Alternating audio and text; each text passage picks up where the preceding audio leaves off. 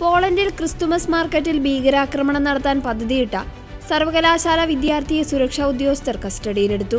Islamic state ഭീകര സംഘടനയിൽ നിന്ന് പ്രചോദനം ഉൾക്കൊണ്ട് ആക്രമണത്തിന് പദ്ധതിയിട്ട 19-കാരനെയാണ് പോളിഷ് സുരക്ഷാ ഏജൻസികൾ അറസ്റ്റ് ചെയ്തത്.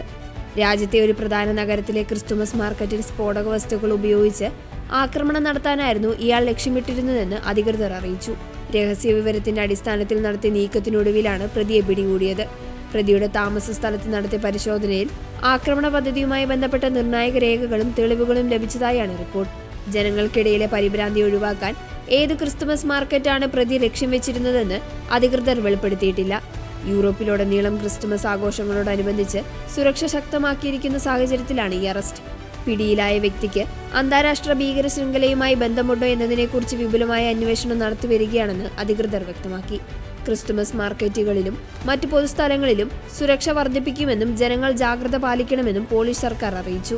കഴിഞ്ഞ കുറച്ചു വർഷങ്ങളായി യൂറോപ്പിലെ വിവിധ രാജ്യങ്ങളിൽ ക്രിസ്തുമസ് മാർക്കറ്റുകളെ ലക്ഷ്യമാക്കിയുള്ള ഭീകരാക്രമണങ്ങൾ നടന്നിട്ടുള്ള പശ്ചാത്തലത്തിൽ അതീവ ഗൗരവത്തോടെയാണ് ഈ സംഭവത്തെ സുരക്ഷാ ഏജൻസികൾ കാണുന്നത്.